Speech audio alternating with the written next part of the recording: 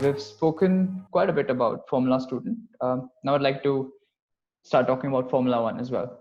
I'm sure a lot of people have, I don't know if a lot of people have watched it, but there are two videos posted by Red Bull. It's 24 hours after a Formula One race and 24 hours before a Formula One race. Now, I know a lot of people, including myself, who watched that video and thought, okay, if this video is that interesting, then working in a Formula One team might be absolutely insane. So I was wondering how the sort of design process starts out for a new Formula One car, how the departments are structured, and how you sort of map out your timelines, and how the departments interact with each other, and how they go about actually achieving their goals. I haven't watched those videos, by the way. So you haven't? You need to send me the link. No. And you were a part of Red Bull Racing? Yeah, I don't know when they came out. So this was when Mark Webber was still driving for Red Bull. Yeah, I never watched those. But send it to me because it should be interesting. Yeah. That's a very long question. I'll try and be as succinct as possible. I mean, the design process of a car starts kind of as soon as the previous season starts. So in about March, April, around March, you start thinking about next year's car. And obviously you start by the most obvious thing, which is the chassis, because it has the longest lead time and needs to go through a fair few design cycles with stress and composites, etc. Also with the chassis is the packaging of all the bits that need to go together, powertrain, radiators, all the cooling bits, etc. And then after a little while, that's the first thing to get frozen. Because you're also working with obviously your engine supplier, either together with them or waiting for what they're going to throw at you if you're a customer. Then next step is stuff like suspension elements and pickup points. They can be changed in season, but sometimes it means a new chassis because obviously the inserts on the inboard side go to the chassis or the gearbox in the rear. And stuff like the crash boxes, because they also have fairly long lead times, like the nose of the car, the most obvious one. The rear crash doesn't really change that much, but the front, the nose box is quite a long lead time because, it has to be crashed right. And there's a lot of work that goes into that from a stress point of view. The kind of side of the car also has a crash structure. And if you're planning on messing around with that, it's also fairly early in the development stage. But most of the time, it's just, I think now actually you can't mess with it. It's a standard part. So you just have to live with it. And then, so I'd say chassis is frozen in maybe around September time, maybe a bit earlier in some teams. I mean, these are like top team deadlines and timings. I know that the smaller teams have, they freeze the chassis in May, and their lead times are much longer than this. But maybe May is a bit exaggerated, but definitely earlier than we did. But then once you get past this phase, this like pre-season phase, and people then start joining. So in March, you'd have a team of maybe 1 or 2, 3 people working on this. And then we start absorbing more and more people from the current car project. And by the time you get to shutdown, which is in August, it's more like 50-50, and very rapidly becomes like 80-20 and then 90-10. And then obviously as soon as the season's over, everyone's on the new car. And then from that point on, it just becomes a development race. There's no real deadlines. There's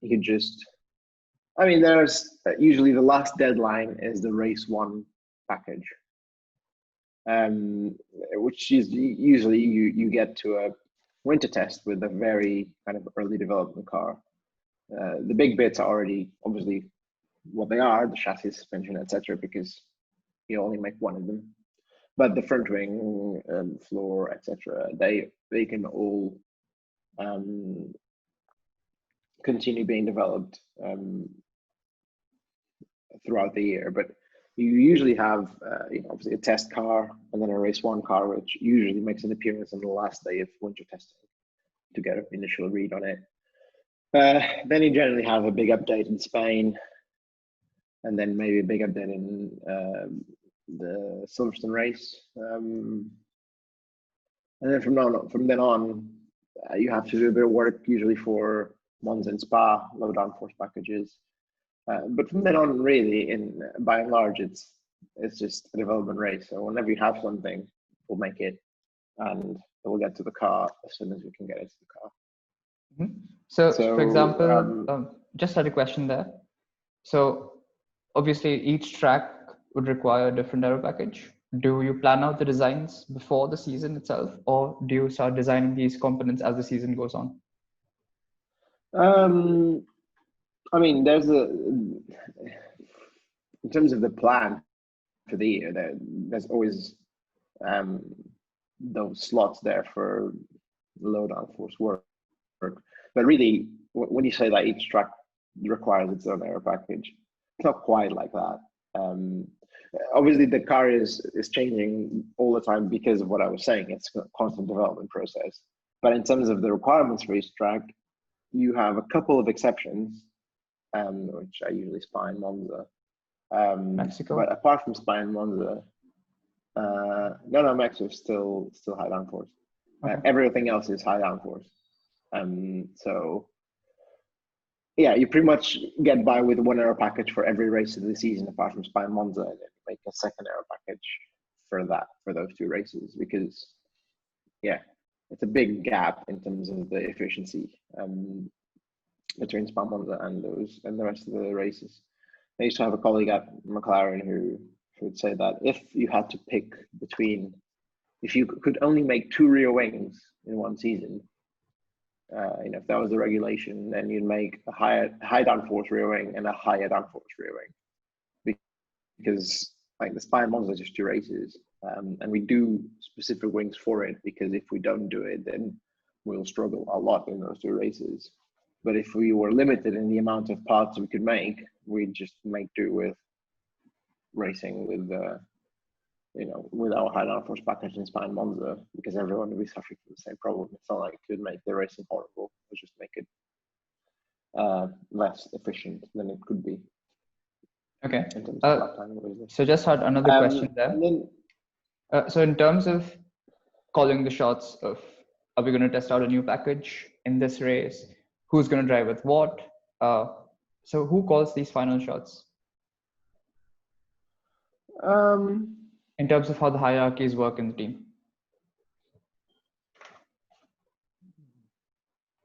Good question. In terms of what gets tested, it's kind of down to the kind of chief aerodynamicist or head of aerodynamics, and ultimately to the technical director. It's generally kind of a committee decision on what goes to the race car and what doesn't. Right. So for example, we see Stroll testing out all the new parts, and Perez doesn't get to test out all the new parts. So like, who's actually making these calls? I think that's kind of at team. That's probably at team principal level, that particular call, because it's more of a political thing than a technical thing. I mean, the driver is pretty irrelevant at this stage. He just drives the car, and then we get the data from the sensors, and we're trying to make a decision based on the data we get. Mm-hmm. So who gets to drive it is pretty irrelevant. I think the reason that Checo isn't driving right now is that he's leaving next year, and obviously Stroll isn't. So that makes sense. From a kind of car evolution point of view, it makes sense that Stroll keeps, kind of helping steer the car in the direction that he likes. But really, it doesn't matter. So that's more of a team principal race engineering decision. on what goes and gets tested. It starts with with the team leader that releases something for the car, and then kind of goes up to chief aero, head of aero, and then if necessary, technology can get involved, but it doesn't happen very often. Mm-hmm. It kind of changes team by team as well. So right, and also yeah. So essentially, a follow up to that would be: I'm curious what the work culture is like in Formula One. Is it open, or are the hierarchies very strict, where you have to go through certain people? What's it like? Again, I think it depends on the team. At McLaren,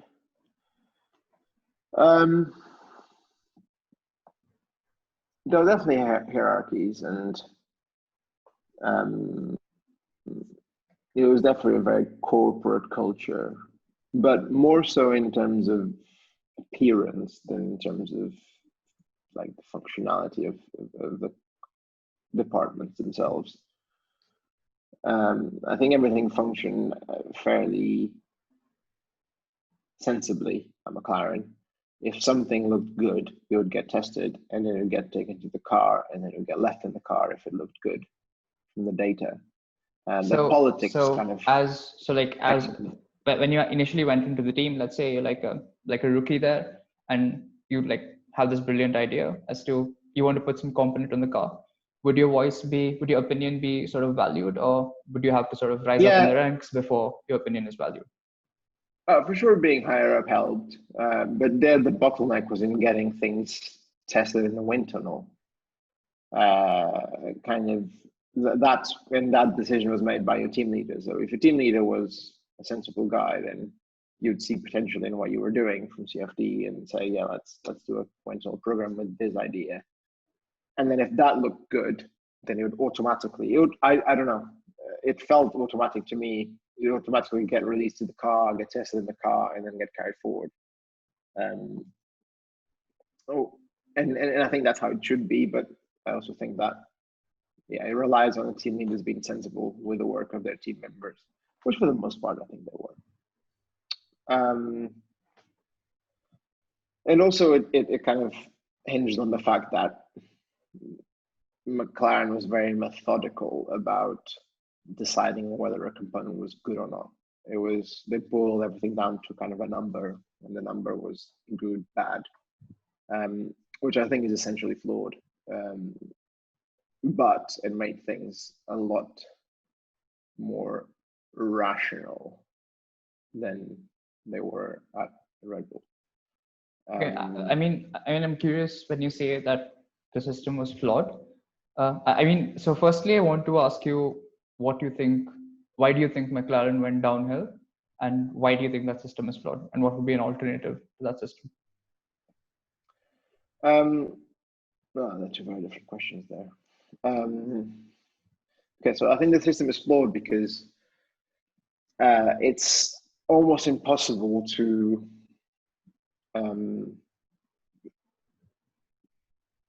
what I meant is, wouldn't the obvious route be to take like data-driven decisions where numbers are the end-all, be-all? Yeah, numbers, but trying to kind of dilute a lot of information that you get from a wind tunnel test into one number means that you are making a lot of assumptions along the way that may not be correct. And at the end of the day, it's all about how you weigh the different parts of the map into that one number. And ultimately, it's all very subjective. It's not that objective. And I think McLaren did not like subjective, and so they insisted on there's one number, and that ultimately was actually it's not two different questions. That was ultimately a big part of its initial downfall. So just to explain vaguely what they did at the time, the basis for each wind tunnel test was something called the M23, which is the wind tunnel map, which is kind of a through corner map. You'd get like straight line braking, low speed entry, low speed apex, low speed exit, high speed entry, high speed apex, high speed exit, and then end of straight, like just kind of a straight line speed for drag. And you'd go through these 23 points. There's a few more points in there, but that's kind of the general idea of it. And you go through all this map, and then each point had a weight. And the delta between two components for each of these points was multiplied by the weight. And at the end, you add everything together and you get, this will make the car 1/10 of a second faster, or 23 milliseconds faster. And this was very good in like late season development, when you were looking for very marginal gains and you're making very small changes. And then it worked really well because you're not changing anything fundamental about the car. You're not completely flipping the car's characteristic kind of, top to bottom. You are simply adding marginal gains in certain parts of the map. And then it was perfect. And so McLaren was quite good at incremental gains, small incremental gains. And together with having a lot of very clever people, that's how McLaren got to 2012 with the fastest car on the grid. The problem was someone decided that wasn't good enough, and that even though we had the fastest car on the grid, we couldn't keep up with Red Bull's development pace. And so we had to go radical. And unfortunately, their idea of going radical was to copy every other car on the grid. So we copied the front wing from a Red Bull, the front suspension from Ferrari, the forward floor from a Lotus, the rear suspension from someone else. Okay, I can't remember exactly the details. So I'd like to sort of interject right there and sort of ask you how teams actually go about copying other cars, because I think that's quite relevant this season with Racing Point doing the copying. So how do they actually go out copying the cars? Pictures. That's it. Yeah. Okay, so they see a picture. And I mean, the bad copying is just taking a picture and drawing something that looks the same. The good copying is trying to understand what they're doing and trying to do the same within your package. But it all starts with pictures. Yeah. Obviously, pictures, and then you put that into CFD, and then but yeah, it's pictures. Mm-hmm. And this whole Racing Point thing, yeah, I think it's a bit. You can copy a part from a picture. You can't copy an entire car from pictures.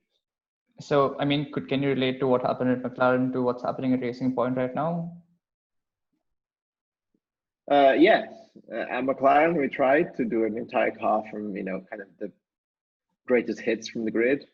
And you saw the result. We turned the best car on the grid to something that couldn't even score points regularly. Well, just about. Whereas Racing Point alleged to have done this, but actually turned out with a fairly fast car, for pre-season testing. Yeah, I'm very skeptical about that. It's very difficult to copy a whole aerodynamic concept just from pictures. You can copy parts, draw something that looks the same, but make a whole kind of car work aerodynamically from pictures. I'm very skeptical. Anyway, so on McLaren, yeah, so we were kind of set off in designing this greatest hits car based on what everyone else was doing. And that was part one, which is already, I don't think, a very good idea, because, your car works as a whole. Everything interacts with everything else, and everything is kind of very stable and strong because everything makes sense together. And as soon as you start bringing bits of things that maybe work in that car but don't necessarily work in yours, it's a recipe for disaster to start with. But then on top of that, the problem is that before we had that map that I told you about, the M23, and we do a lot of sensitivity sweeps on top of that, kind of front rod head sweeps, rear rod head sweeps, yaw sweeps, etc., to try and minimize the departures from that map, minimize the loss of aerodynamic performance as you departed away from it.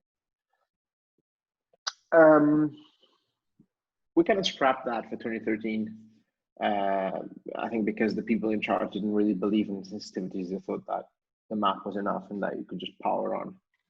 And so we just basically started going for quantity over quality of wind tunnel runs, and just got a lot of numbers. And when it was green, we kept it. When it was red, we didn't keep it. And like I said, that's good for when you're not changing the car's philosophy. But when you are changing the car's philosophy, you're letting your weights design the car for you. You are not making the decisions rationally. You're letting the number and the way the number is generated design the car for you. So that basically made the car super peaky. It had the performance at that design condition. As soon as you went 5 millimeters away from it, the performance was all gone. And so the car became, it was terrible. It was absolutely terrible. Okay, so maybe a follow-up to that would be, how much do you think McLaren, how much of McLaren's demise was Honda responsible for, and were they even responsible for it? None. No. Okay, so they were the same Honda they are right now. No, maybe the Honda engine wasn't great, but that was not the bigger problem. The bigger problem was the car wasn't great, which you saw because they put a Renault engine into it, and their deficit to Red Bull was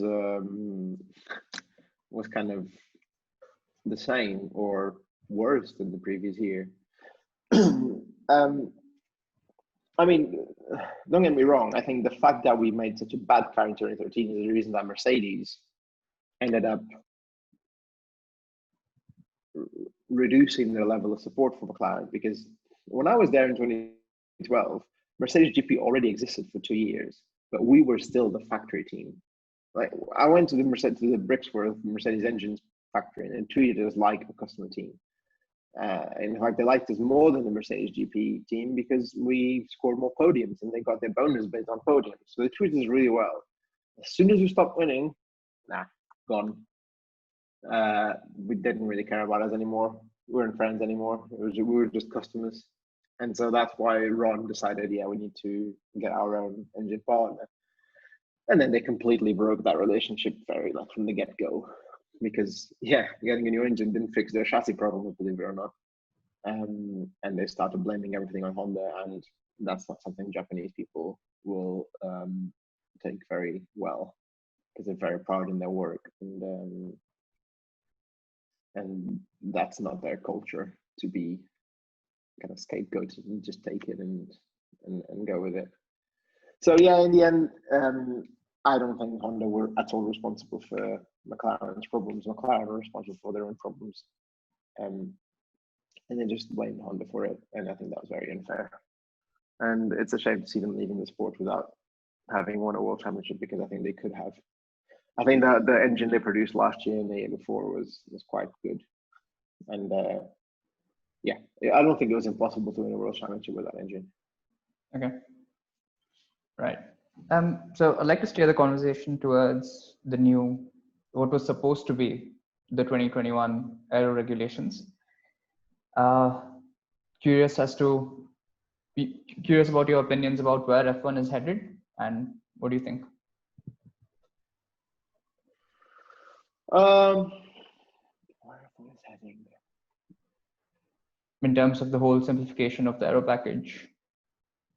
I mean, from a technical point of view, I think that those rules are what F1 needs right now. They are designed from an engineering standpoint to improve overtaking. And we kind of need that. They're not just in F1, but in all single-seaters. All single-seaters, because of the whole downforce thing, suffer from the same problem, which is it's very difficult to follow and therefore very difficult to overtake. I mean, the work I'm doing now, it's every race is, apart from Monza, is a complete procession, because you cannot follow and you cannot overtake as a result of not being able to follow. And this has been identified as a problem for a long time, but the problem is the FIA has never really employed engineers to fix it. They've come up with regulations, usually from suggestions from teams. Like the last set of regulations was suggested by Red Bull, I think, in its infancy at least. And it obviously made the problems worse because someone decided that we had to have more downforce on the cars, and immediately it was pretty obvious that that was going to make racing even worse than it has been before. And so then you introduce artificial things like DRS, which I have nothing against. I think everyone's used to it, but it is artificial and extremely extreme tire degradation to kind of spice things up a bit, which has worked to a certain extent. But if you can fix the problem of being able to follow, it would kind of bring the best of both worlds in having the performances that you need from aerodynamics, because no one would accept you taking the wings off a Formula One car today because it would be too slow. It would be a joke. The F1 has to be the fastest cars out there, have to be the fastest cars out there. And so basically this time around, they employed engineers. I actually, a very good friend of mine who was a Formula One judge as well at one point is in that group. And they came up with kind of a set of regulations that hopefully will vastly improve the way the car's ability to follow each other. And this was done, kind of from an entire, basically it was a group of aerodynamicists doing this, which is how it should be, not a group of politicians in Geneva or Paris or wherever, looking at a set of pictures from a team saying the car should look like this and saying, oh yeah, it looks cool, let's do that. And I think they've done a very good job. And I think credit to Ross Brawn for taking that approach to things. And credit to the American owners of F1 for giving him the authority to do that, because I think this is the first set of aerodynamic regulations that has been done properly by engineers. Now, I haven't seen the regulations themselves, and I know that a lot of people are against them in terms of how restrictive they are. And to be fair, I haven't had a look at them, but I think their intention and the way they were developed is spot on, and I have high hopes that it will improve racing quite a lot in the years to come. Mm-hmm. Okay, that's interesting. I'm curious about how different working in a Formula One team is compared to working maybe in a Le Mans or a Formula 3 team. So obviously you now work as a race engineer, so your work is completely different. But if you were still an aerodynamicist, then so what's different from, let's say, Le Mans and Formula One?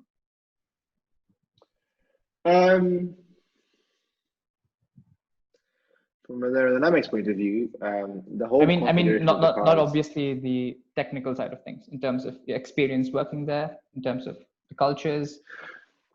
Okay. Well, it's a little bit difficult for me to compare like for like, because I was working as an aerodynamicist factory-based in an F1 team, and now I'm working as a performance engineer or race engineer in these teams.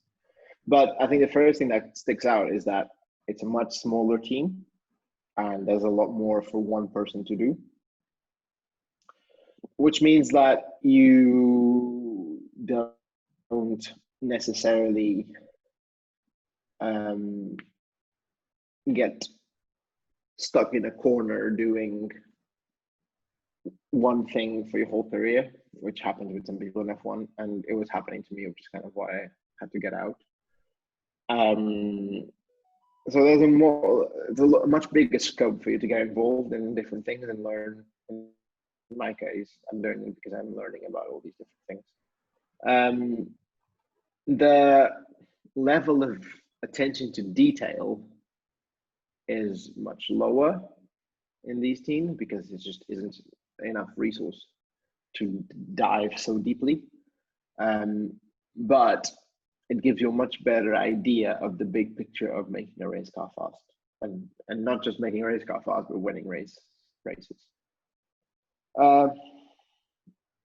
The racing itself is very different. Obviously a 6, 8, 12, 24-hour race is quite a different beast from a 1.5 hour Formula One race. And I don't know, for me, I don't know. I like both kinds of racing, but there's something about endurance racing and the kind of the survival aspect of it that makes me really like it. Like, you can get away with poor preparation for a Formula One race if nothing goes wrong, and you can finish, in an average position for some points. If you're badly prepared for a 24-hour race, at some point, it's going to bite you. Something is going to go wrong, and if you're not prepared, it's going to lose you the race. And that for me is a really cool aspect of it, because it makes you always be on your toes. It makes you try to think of everything that can go wrong in advance. And I think Formula One teams have evolved from, over decades and decades of learning from their mistakes. And eventually I've got to a point where they've got everything sort of under control. But then you see things like Mercedes constantly screwing things up. Telling Lewis to do practice starts, or he's not allowed to do practice starts, or telling Lewis to box when the pit lane's closed. I mean, it's absurd. It's completely absurd. And then you have Toto saying, "Oh yeah, no one's looking at page 4 of the timing." You have 600 employees in your team, and you can't get one person to look at page 4 of the timing. I don't understand how this is possible. So in endurance racing, you can't have that sort of thing, because that over 24 hours, that's going to screw you over, like fact. Mm-hmm. So it's a different approach to racing completely. Also, it's a lot more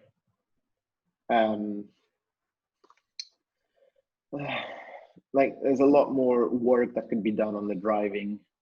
Like, for instance, in LMP2, you always have an amateur driver, and whereas professional drivers will evolve through a weekend, steadily but predictably. You can actually influence quite a lot the performance of your amateur driver just by giving him a few pointers here and there and telling him where he's losing time and where he's good and where he's not good, and what he needs to do differently. And then at the same time, you get the drivers helping out on this, like, and helping coaching him, because they are in the car. And for instance, in Le Mans, I was telling our silver driver to do something, which, for me is easy to say, yeah, just go faster into this corner. But I can understand him from not just, blindly following my advice. But then one of our other drivers told him, look, there's a lot of bumps before the entry, and I understand how that may scare you. But if you just brake after the bumps, the car will feel a lot more stable. And then the guy went out and went a second and a half quicker through those corners. Just because, one of the drivers helped coaching him and gave him a bit more confidence to actually do this.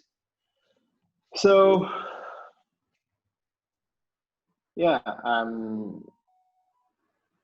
it's quite different. There's more to do. You get involved with the bigger picture, and I don't know. I feel like I have a much more direct impact in the cars and the team's performance. But also there's a lot more pressure, because if you screw something up, it has a much bigger impact. So there is that aspect. Mm-hmm. But I mean, it's quite interesting that you say that, because here we are at Formula One, which is supposedly the pinnacle of engineering. And even though Le Mans doesn't pay as much attention to detail, there are still things that you have to do in Le Mans that you could probably get away in Formula One. Now, after hearing that, I'd like to ask you, you were at Redbull, an aerodynamicist, and you sort of decided to do a different thing in Le Mans as a race engineer. So I think we spoke about this in Germany, but I'd like you to maybe expand on that as to why you actually made the decision to do that.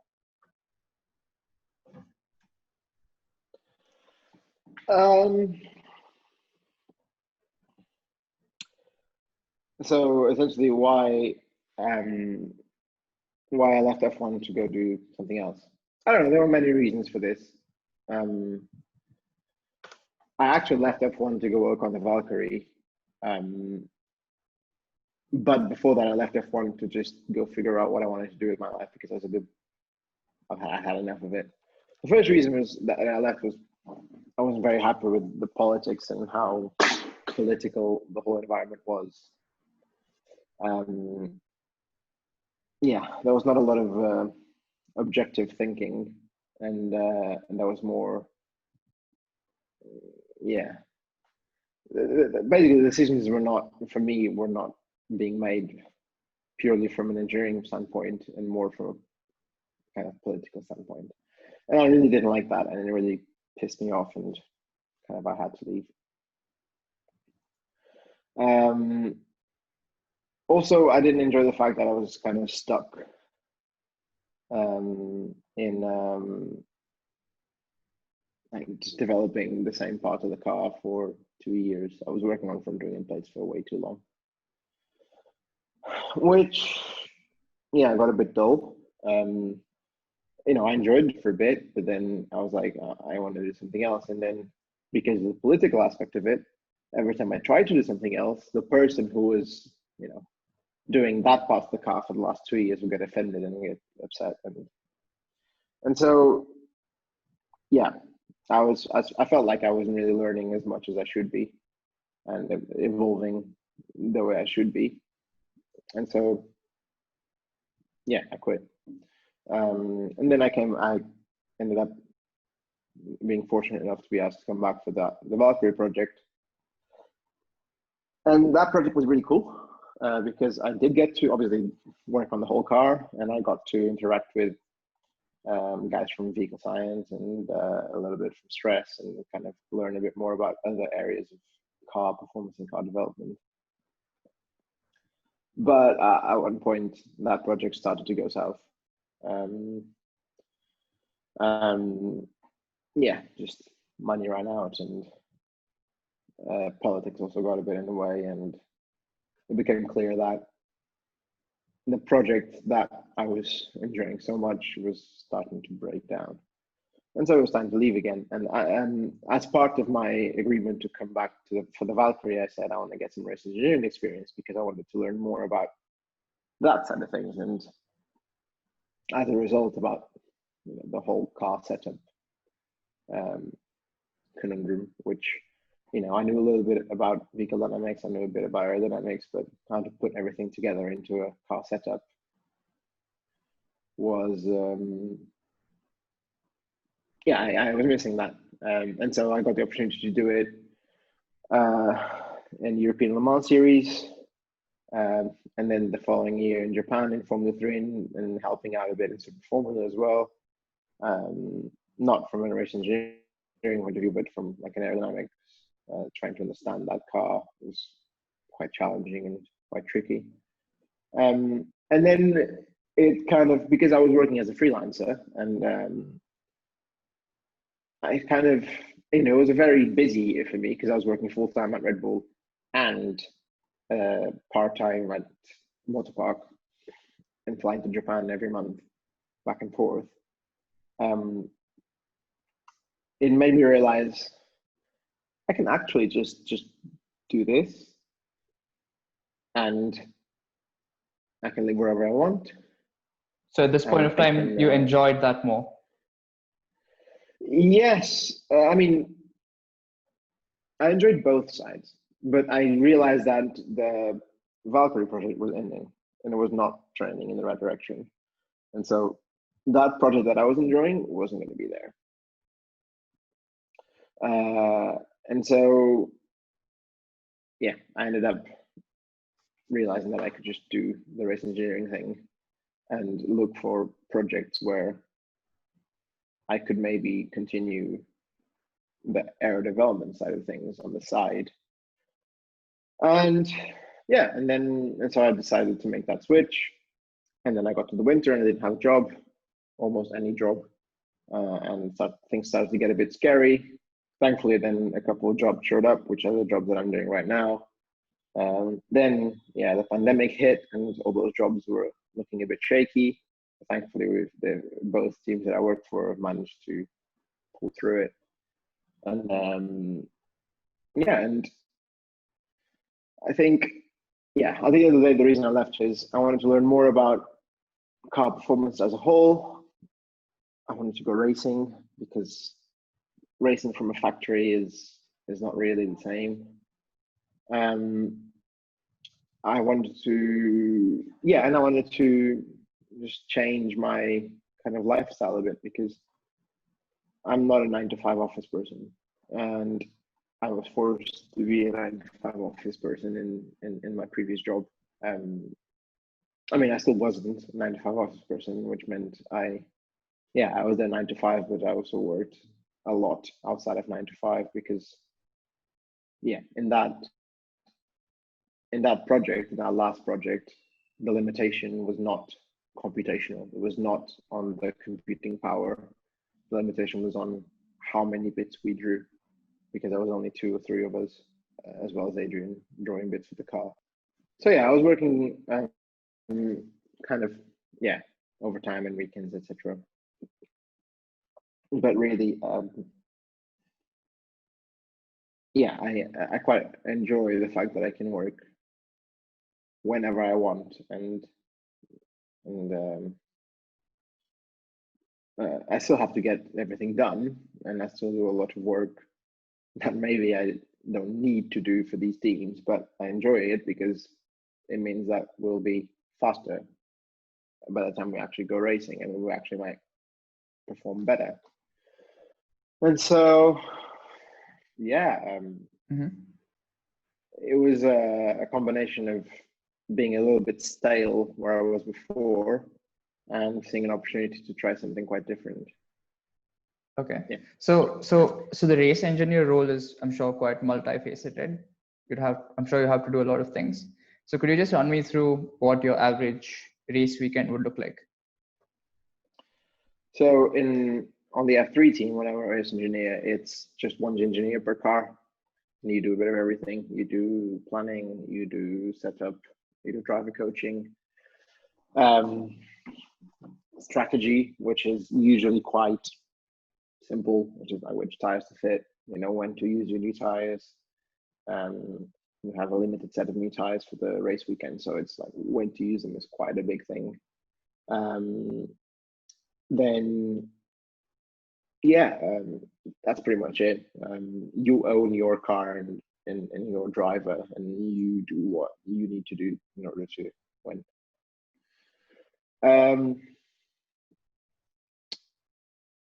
I mean, on top of that, in kind of my spare time in routine races, I usually try to work on developing the tools, the setup tools that we have, to try and allow us to do a better job. But that's kind of not usually part of the core work of race engineer, but I do it because I want to win. On the Le Mans side of things, I'm a performance engineer, so there you have 2 to 3 engineers per car. You usually have a race engineer, performance engineer, and a systems engineer. Although sometimes the performance engineer is a systems engineer. And there I am mostly focused on kind of car performance, so car setup, making sure that everything in the car is working as it should, monitoring that through the race, etc. Driver performance, so a little bit of driver coaching, data analysis, going through the video, etc. And I also try and get involved in the whole strategy side of things. But compared to everyone else in the team, I'm the least experienced in that, so I'm still trying to find my feet on that aspect of it. And again, I think my strongest aspect is car setup. I am learning about driver coaching more and more, and I think I'm pretty competent at it at this point. But obviously, there's a lot of room for improvement. But it's there is a lot more that I think I can offer in terms of understanding of the race cars that we run. And it's then down to the teams to want to do that. Because the other problem is that in a lot of these teams that kind of this level of motorsport, there's a lot of reluctance to believe in the power of engineering and the importance of engineering. there's a lot of this mentality of, let's just go racing and the driver can make the difference, which is obviously not even remotely true. The driver can make the difference, but the car is a big aspect of it. And yeah, you can't just expect that the driver lifts the car to the standard of someone who is doing a better job on the car side. It's not going to happen. Yeah. So yeah, that's pretty much it. Okay. So on Instagram and from my teammates, I asked them what's the one thing they probably want to ask you. And one question which was sort of the most asked question was, what's it like to work with Adrian, and what's it like to work with Christian? I didn't really work with Christian. I worked for Christian, and I didn't really interact with him much. So sorry, but I can't really offer much on that side of things. He's team principal. He mostly deals with the race team. There are other people who deal with the kind of factory side of things. I mean, he's still there, and he still sometimes deals with some things, but I can't say I really interacted much with him. I did interact quite a bit with Adrian on the Valkyrie side of things. I mean, also on the F1 side of things, but they're more from a kind of within a team setting. Whereas on the Valkyrie, it was a bit more personal because it was a much smaller team, and it was a project that he was very involved in, like, personally. I mean, from my point of view, it was really, really great working with him. It was. Does he still really use a manual sketchboard to do all his drawings? Yeah. He draws things in a drawing board and then sends them over. And there's a couple of guys who surface his drawings in CAD. Wow. It was really good working for him, mostly because all those politics that kind of I was complaining about on the air department side, that didn't really happen with him. He just cared about making the car faster, and no matter what, which sometimes doesn't go very well with people, especially in other fields than aerodynamics. But even in aerodynamics, some people get very upset because of that kind of aspect of him. He doesn't like not caring about anything else, people's feelings, aesthetics, anything doesn't matter. It's all about car performance. And I'm kind of on the same page, so that was really nice. But also, I think a big part of the problems that I felt in F1 was because of people's insecurities. Everyone is very type A, but everyone has their own insecurities. And could you sort of elaborate on that, if you don't mind? It's just very difficult to, I don't know. It's difficult to disagree with someone if they're always going to take it personally. And the reason they usually take it personally is because they're insecure, because they, not sure that they're up to the job that they're being given, and they're not 100% confident that, what they're doing is right.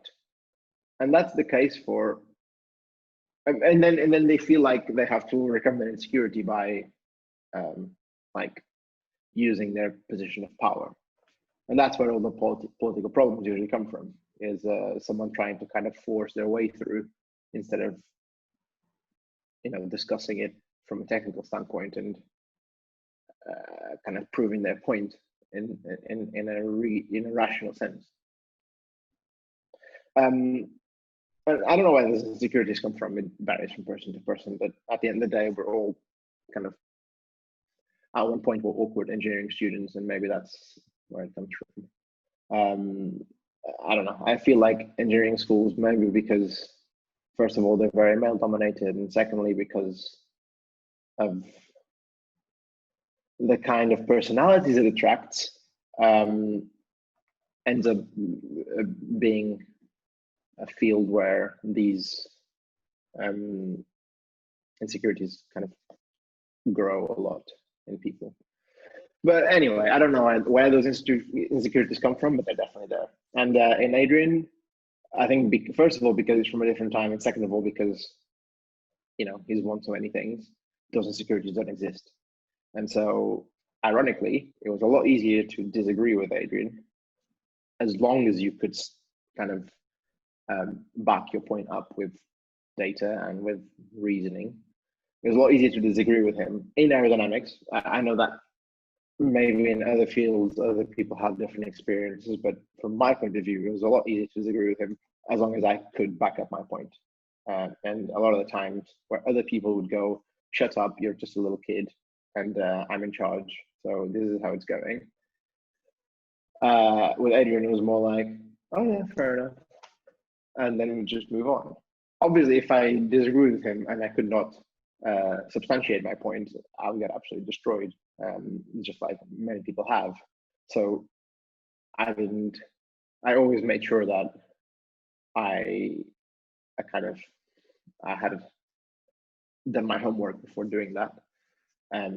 But I think that's what I enjoyed the most. There were no politics, no egos, no insecurities, just getting on with it and working on some pretty cool cars.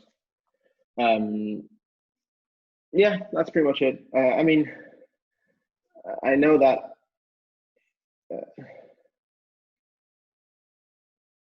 other people might have different opinions of their working relationship with him, but from my point of view, it was, yeah, it's a time that I look back at very fondly.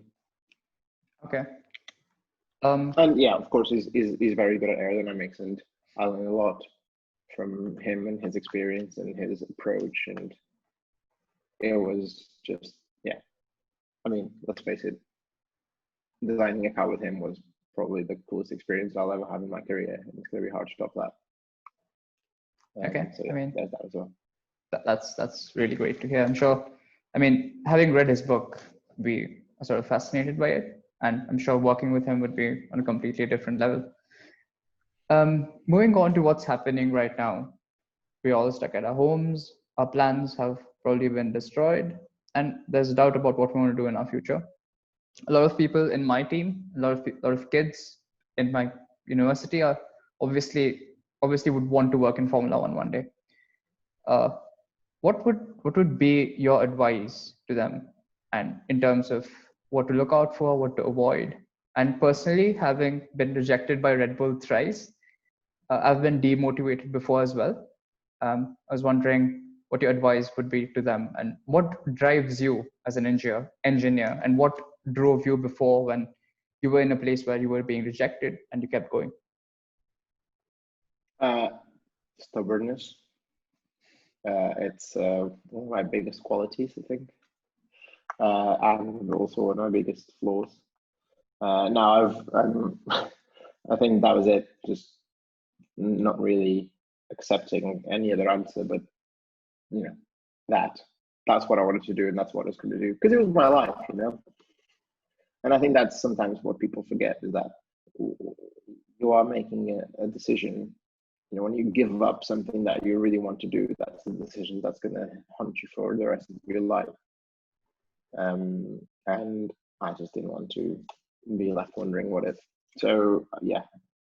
And my advice is just perseverance, just keep pushing. It doesn't matter how many times you get rejected, just keep pushing. Eventually someone's going to say yes.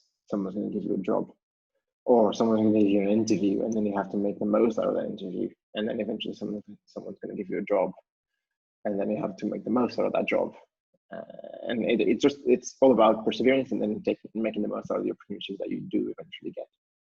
And even if it takes a while for you to get that opportunity, it doesn't matter. You will get it, and you have to make the most of it.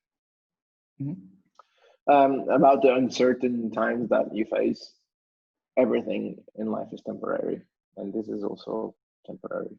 I was applying for jobs in the middle of, the biggest economic crisis in our lifetime up to now. So I kind of know a little bit what you're going through, and seeing the doom and gloom of the news and how people are unemployed and losing their jobs, etc. It's terrible, obviously, but you have to kind of filter out the noise and just keep pushing in the direction that you want to go, and just do everything that you can to get to where you want to be. And in terms of F1 or motorsports in specific, I would say just get your foot in the door.